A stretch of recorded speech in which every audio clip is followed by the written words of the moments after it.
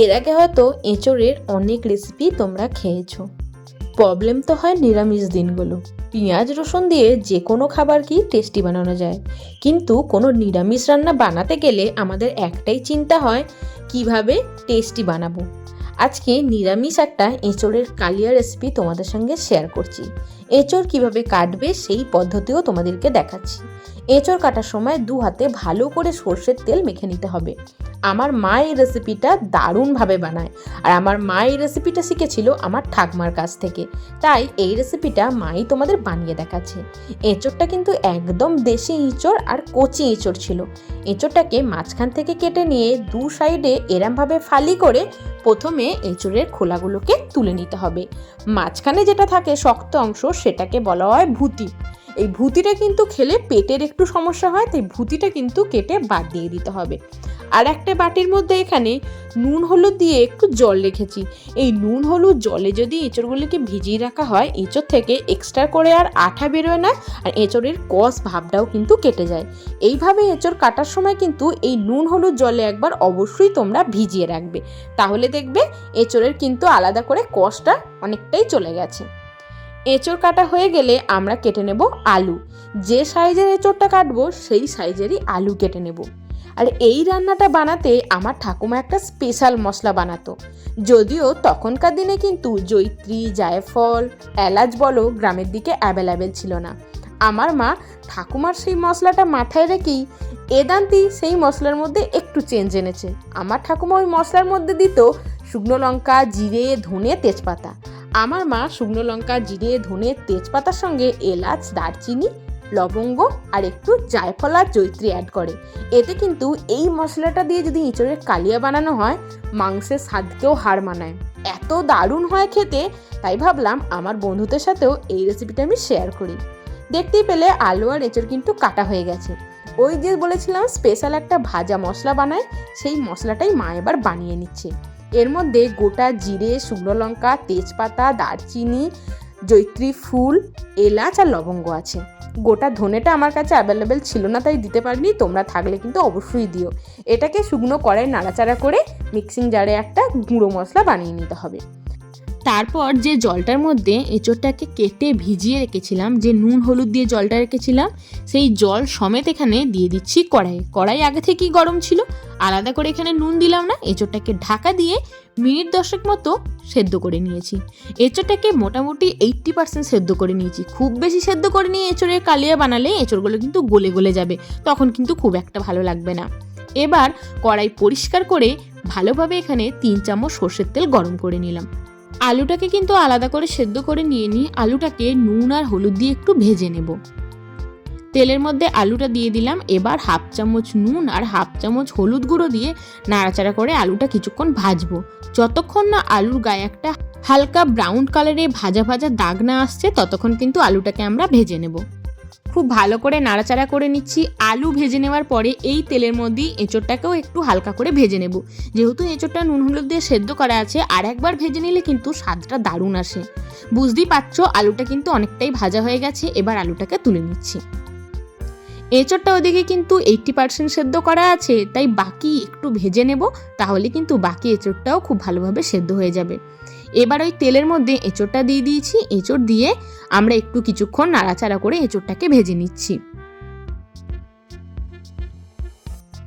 এঁচোড়ের মধ্যে যেহেতু নুন হলুদ দিয়ে সেদ্ধ করা ছিল, তাই এই সময় আর আলাদা করে নুন হলুদটা দিলাম না। কিছুক্ষণ নাড়াচাড়া করে নিয়ে এঁচোড়টা তুলে নিচ্ছি। কড়াইয়ে যে তেলটা থাকবে ওই তেলটার সঙ্গে আরও 1 চামচ সর্ষের তেল এখানে মিশিয়ে নিলাম। তেলটা ভালো করে গরম করে নিয়ে একসাথে বেটে রাখা আদা, টমেটো আর কাঁচা লঙ্কার পেস্ট দিয়ে দিলাম। এখানে একটা মিডিয়াম সাইজের টমেটো, 1/2 ইঞ্চি আদা আর 2টো কাঁচা লঙ্কা আছে। আদা, কাঁচা লঙ্কা, টমেটোটা মিহি করে পেস্ট করে নিয়েছি আর দিয়ে দিয়েছি এবার তেলের উপর। যেহেতু টমেটো, আদা দুটোই কাঁচা থাকে, মশলাটা কিন্তু ভালো করে কষাতে হবে। যে কোনো নিরামিষ রান্না বা আমিষ রান্না মশলাটাই হচ্ছে মেন। মশলা যত ভালো করে কষানো হবে, সেই তরকারি বা সেই রেসিপির স্বাদ তত কিন্তু বাড়বে। একে একে রেগুলার যে আমরা গুঁড়ো মশলাগুলো ইউজ করি সেগুলো দিচ্ছি।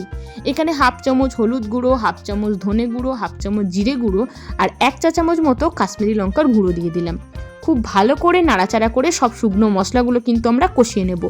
মশলা কষাতে কষাতে যদি মনে হয় মশলা হালকা কড়াইয়ের মধ্যে লেগে লেগে যাচ্ছে, সেক্ষেত্রে অল্প অল্প করে গরম জল কিন্তু মেশাতে হবে। গরম জল মিশিয়ে আরও ভালো করে মশলাটা কষাতে হবে। আমি এই মশলাটা মাঝখানে 2-3 বার গরম জল দিয়ে হালকা হালকা করে এইভাবে কষিয়ে নিচ্ছি। আমার মা যেভাবে বলে বলে দিচ্ছে সেইভাবেই রান্নাটা করছি। ঠাকুমা বা মায়েদের আমলে খুব বেশি তেলে কিন্তু রান্না করা হতো না, ঠিক এই প্রসেসেই ওরা রান্না করতো। মশলাটা কষিয়ে কষিয়ে রান্না করতে বলে রান্নার স্বাদ আরও দ্বিগুণ হতো। অলরেডি আমি এখানে কিন্তু 1/2 চামচ নুনও অ্যাড করে দিয়েছি। নুন অ্যাড করার পর কিছুক্ষণ কষিয়ে নিয়ে ভেজে রাখা এঁচোড় আর আলুটা অ্যাড করে দিয়েছি। ঠিক মাংস যেমনভাবে কষানো হয়, গ্যাসের ফ্লেমটা লো টু মিডিয়ামে রেখে আলু আর এঁচোড় একসাথে মশলার সাথে কিন্তু আমরা কষাতে থাকবো। খুব ভালো করে আলু আর এঁচোড় একসাথে কষিয়ে নেবো, যতক্ষণ না কষে কষে একদম শুকনো শুকনো ব্যাপারটা হচ্ছে। তখনকার দিনে রান্না কিন্তু ঘরে কাঠের উনুনে, কাঠের জ্বালনে বা মাটির উনুনে রান্না করা হতো, তার স্বাদ কিন্তু দারুণ হতো। নুন মিষ্টি ব্যালেন্স করার জন্য 4 দানা এখানে আমি চিনি দিলাম। চিনিটা দেওয়ার পর আরও ভালো করে মিশিয়ে নিচ্ছি। কালারটা দেখে কি মনে হচ্ছে? একদম মাংস কষানো হচ্ছে না? দেখতে যতটা ভালো হয়েছিল, বিশ্বাস করো খেতে কিন্তু ততটাই ভালো হয়েছিল। মশলাটার সঙ্গে এঁচোড় আলুটাকে আমরা বেশ কিছুক্ষণ কিন্তু নাড়াচাড়া করে কষিয়ে নিয়েছি। এবার আমরা যে গ্রেভিটা বানাবো তার জন্য দিয়ে দেব গরম জল। গরম জলটা কিন্তু অবশ্যই দিও। রান্না করতে করতে গরম রান্নার মধ্যে বা গরম তরকারির মধ্যে যদি তোমরা ঠান্ডা জল ঢেলে দাও, কুকিং প্রসেসটা পুরোটাই কিন্তু বন্ধ হয়ে যায়। সেই কারণে যখনই গ্রেভি বা ঝোল জাতীয় কিছু জিনিস বানাবে, গরম জলটা অবশ্যই অ্যাড করো। এখানে 2 কাপ মতো গরম জল আমি অ্যাড করে দিলাম। যেহেতু এঁচোড়ের কালিয়া বানাচ্ছি, তাই খুব বেশি কিন্তু আমাদের এখানে গ্রেভির প্রয়োজন নেই। এই সেম প্রসেসে আমার ঠাম্মা এঁচোড়ের একটা ঝোলও বানাতো। ঠিক মুরগির মাংসের ঝোল বা খাসির মাংসের যেমন পাতলা ঝোল হতো, সেইভাবে আলু এঁচোড়ের একটা ঝোলও বানাতো। তোমরা যদি চাও সেই ঝোলের রেসিপিও আমি তোমাদের সঙ্গে একদিন শেয়ার করব। এবার চলো খুব ভালোভাবে আলু আর এঁচোড়টা ভালো করে সেদ্ধ হতে দিই। মোটামুটি মিনিট 5 মতো ঢাকা দিয়ে রেখেছিলাম। যেহেতু আলু অলরেডি আগে থেকেই ভাজা ছিল আর এঁচোড়ও সেদ্ধ করাই ছিল, ঠিক খুব বেশিক্ষণ টাইম কিন্তু এখানে লাগবে না। তোমাদের দেখিয়ে দিচ্ছি, এঁচোড় আলু দুটোই কিন্তু সুন্দরভাবে এখানে সেদ্ধ হয়ে গেছে, দেখতেই পাচ্ছ। এবার আর কিছুই না, যে ভাজা মশলাটা, সিক্রেট মশলাটা আমরা বানিয়ে রেখেছিলাম, এই মশলাটা তোমরা যদি বানিয়ে ঘরে রেখে দাও, যে কোনো ভেজ রান্নাতেও তোমরা ইউজ করতে পারবে। মশলাটা এত সুগন্ধ, গোটা ঘর যেন গন্ধে মোমো করছিল। মশলাটা দেওয়ার পর শেষে দিয়ে দিলাম অল্প একটু ধনেপাতা কুচি।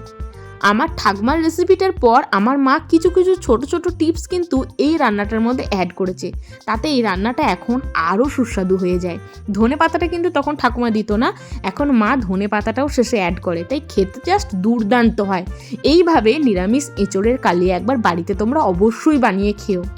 মশলা আর ধনেপাতা দেওয়ার পর খুব ভালো করে নাড়াচাড়া করে কষিয়ে নিচ্ছি। কালারটা দেখে কি মনে হচ্ছে আমি এখানে চিকেন বা মাটন কষাচ্ছি, তাই না? সত্যি খেতে জাস্ট অপূর্ব হয়েছিল। পেঁয়াজ রসুন ছাড়া যে কোনো নিরামিষ দিনে এই এঁচোড়ের কালিয়া একবার অবশ্যই বানাও, আর আমাকে কমেন্ট সেকশনে জানাবে আমার দেখানো এঁচোড়ের কালিয়া রেসিপি তোমাদের কেমন লাগলো। সবাই খুব ভালো থেকো, সুস্থ থেকো, আবার দেখা হবে, টাটা।